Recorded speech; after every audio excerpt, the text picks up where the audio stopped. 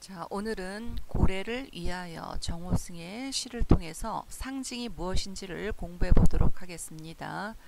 우선 한자로 본 상징은요. 자, 모양상. 여기 보면 한자가 모양상 밝히다. 한마디로 모양으로 밝히다란 뜻이에요. 모양으로 나타내다가 바로 상징이 되겠습니다. 그래서 인간의 내적 경험이나 감정, 사상 등의 추상적인 내용.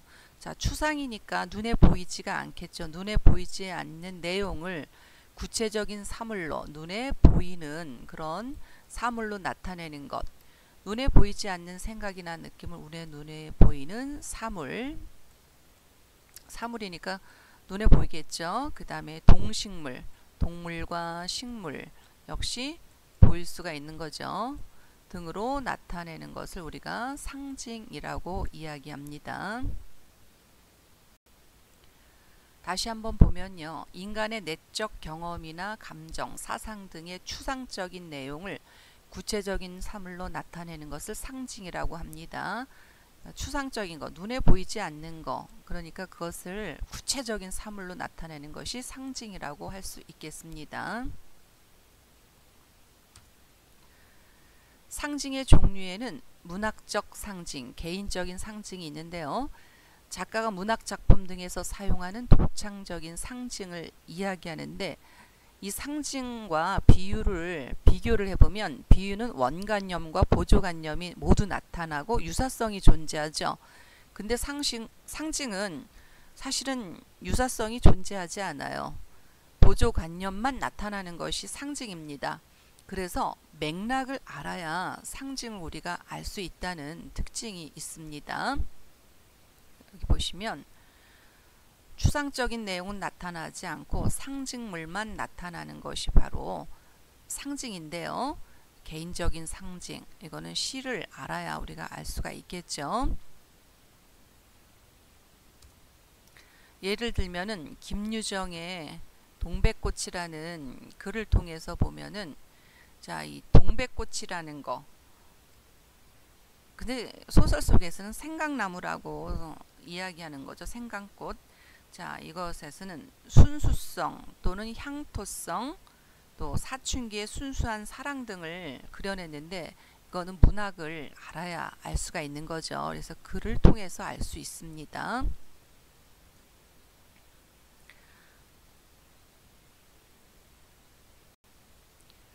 이상화의 빼앗긴 들에도 봄은 오는가 우리 교재에 나와 있죠. 자, 빼앗긴 들에도 봄은 오는가에서 봄이 상징하는 거 여기서 보면은 지금은 남의 땅 빼앗긴 들에도 봄은 오는가 이 당시가 어떤 시대인지 짐작하죠. 그럼 여기서 봄은 자 우리가 남한테 땅을 빼앗긴 적이 있었던 거 잘 생각해보면 언제요? 일제 강점기죠. 그럼 이렇게 빼앗긴 들에도 우리 조국이 빼앗겼죠. 우리 국토가 빼앗겼지만 봄은 오는가? 봄은 오겠죠. 그래서 이 봄은 상징하는 게 뭐냐? 조국의 광복이 되겠습니다. 자, 또 시를 살펴보면요. 자, 보면 어떤 시가 있냐면 신석정의 소년을 위한 목가에서 소년아 인제 너는 백마를 타도 좋다. 여기서 백마라는 거는 무엇을 나타내느냐? 바로 이 소년의 용기를 갖고 살았으면 하는 그런 거죠. 그래서 용기와 희망을 나타냅니다. 용기, 희망. 용기와 희망을 나타냅니다. 역시 시의 맥락을 알아야 되겠죠. 그 다음에 안도현의 우리가 눈발이라면 이라는 시에서 보면은 자 우리 교재에 나와 있죠. 사람이 사는 마을 가장 낮은 곳으로 따뜻한 한방눈이 되어 내리자. 이 한방눈은 그럼 가장 낮은 곳 그런 곳이 어딜까요? 사람들이 힘들게 사는 그런 동네죠. 거기에 한방눈이 되어 내리자.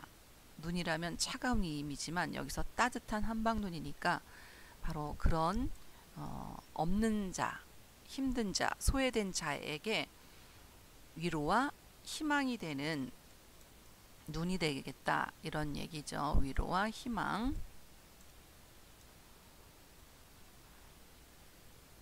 그 다음 여기 김춘수의 꽃이라는 시에서 보면 내가 그의 이름을 불러주었을 때 그는 나에게로 와서 꽃이 되었다. 그의 이름을 불러주기 전에는 하나의 몸짓 지나지 않았죠. 그런데 이름을 불러주었을 때는 나에게 와서 꽃이 되었다. 그럼 꽃은 나에게 뭐냐? 바로 의미 있는 존재가 되겠습니다. 이렇게 시 속에 나와 있는 상징이라는 건 유사성이 없죠. 이게 꽃하고 의미하고 무슨 유사성이 있어요. 그러나 시를 통해서 의미가 생성이 되는 거죠. 그래서 상징은 유사성이 없음에도 불구하고 보조관념 이 하나 가지고 이 구체적인 사물이죠. 이걸로 추상적인 의미라는 건 추상적인 거죠. 이렇게 추상적인 것을 구체적인 사물을 통해서 나타내는 것이 상징입니다. 보조관념만 나타나죠. 원관념은 없고요. 이런 것이 상징이 되겠습니다. 그 다음에 두 번째 상징의 종류 관습적 상징에 대해서 공부해 보도록 하겠습니다. 자, 오랫동안 특수한 문화적 배경 아래서 관습화되어 형성된 상징이죠. 이거는 사회적으로 공인이 되는 그런 상징이에요. 그러니까 습관이 우리 민족의 어떤 습관이 돼서 우리 민족만의 독특한 뜻을 나타내는 것이 바로 관습적 상징에 되겠는데요. 역시 똑같이 추상적인 내용은 나타나지 않고 상징물만 나타나는 거죠. 예를 들면은 자, 비둘기는 평화의 상징이다. 뭐 비둘기와 평화는 유사성이 없죠. 그러나 우리가 오랜 관습적인 습관에 의해서 우리 올림픽 때 보면은 비둘기를 날리잖아요. 왜? 비둘기를 날리는 이유는 평화의 상징이기 때문에 그랬죠. 평화라는 추상적인 내용을 비둘기라는 구체적인 사물로 나타내는 것, 이것이 바로 상징인데 이렇게 오랜 동안 습관적으로 문화적인 배경 이런 것을 통해서 굳어진 상징이 바로 관습적 상징이 되겠습니다.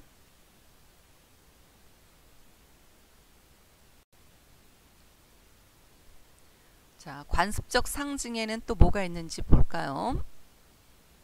자, 이 대나무, 우리나라에서 대나무라는 것은 지조와 절개를 나타내죠. 아까 비둘기는 평화를 나타내는 것이 관습적 상징이라 했는데 우리 민족의 관습에 의하면 대나무의 굳은 거 이런 것이 우리 민족의 지조와 절개를 나타내는 특수한 환경 아래 관습화되어 형성된 상징이라고 볼 수 있습니다. 장미꽃은 사랑을 나타내고 반지는 약속, 영원한 사랑, 또 촛불은 희망. 보면은 우리 이게 다 보조관념이죠. 구체적인 사물로 나오는 게 보조관념입니다. 이렇게 나타내는 것이 관습적 상징이 되겠습니다.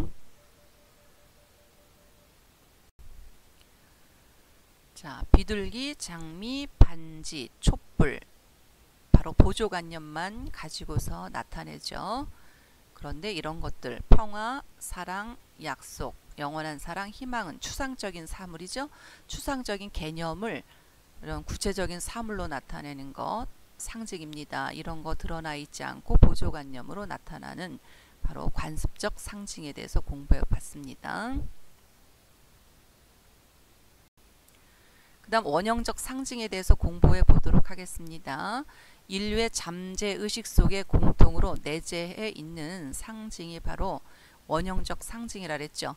관습적 상징은 어떤 한 민족의 관습에 의해서 굳어져서 다른 나라 사람들은 잘 모르지만 요거 원형적 상징은 본래부터 갖고 있는 공통으로 내재해 있는 인류의 어떤 잠재의식 속에 나타내 있는 것을 원형적 상징이랍니다. 그러니까 뭐 역사나 문화, 종교 등에서 되풀이되어서 나타나는 인류에게 공통으로 유사한 정서적인 의미가 원형적 상징이 되겠습니다. 예를 들면은 불은 인간의 생명을 상징하죠.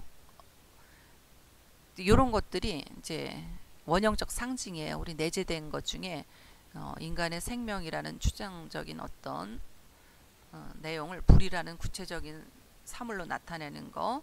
그 다음에 또 여기 물이라는 거는 정화와 재생의 의미를 가지고 있죠. 그래서 이런 것들, 물이라는 것은 아무래도 깨끗하게 걸러주는 역할을 하죠. 그래서 정화 또는 재생의 의미 또는 시간의 흐름도 볼 수가 있어요. 왜냐하면 물이라는 게 고여있는 것이 아니라 흘러가죠. 그럼 시간도 역시 흘러가죠. 그래서 상징의 종류에는 원형적 상징이 있는데요. 그 외에 또 어떤 것이 있는지 또 살펴볼까요? 자, 보면 여기 땅은 여성을 나타내고 아무래도 땅에서 뭔가 생물들이 솟아나죠. 그래서 여성을 상징하고요. 별은 하늘에 있죠. 그래서 이상을 상징하고 비는 꼭 슬픔, 비가 내리니까 눈물과 같죠. 그래서 슬픔을 나타내고 자, 하늘은 구원자, 거울은 자기 모습을 보여주죠. 반성, 이런 것들이 원형적 상징이 되겠습니다. 그 다음에 상징의 효과에 대해서 공부해 보도록 하겠습니다. 자, 상징은 독자의 머릿속에 있는 상황이 구체적으로 그려지게 되겠고요. 아무래도 추상적인 개념이 구체적인 사물로 드러나니까 구체적으로 그려지게 되죠. 그리고 그런 사물이 무엇을 나타내는지 상징하는 것을 생각하다 보니까 독자의 상상력을 키워주게 되겠고요. 또 작품의 의미를 풍부하게 해줍니다. 자, 상징은요, 비유는 1대1의 그런 대응을 갖지만 상징은 구체적인 이런 사물이, 이게 구체적인 사물이라고 한다면 어떤 개념들이, 이런 개념들은 하나가 아니라 여러 가지 또 다른 어떤 개념을 나타낸다고 볼 수가 있어요. 아까 보면은 뭐 물이 뭘 상징했어요? 어떤 정화, 재생, 시간의 흐름. 그래서 상징은 일대 여러 개와 이어진다고 보면 되겠습니다. 오늘은 상징과 상징의 효과에 대해서 공부해 봤습니다. 오늘 강의는 여기까지입니다. 수고하셨습니다.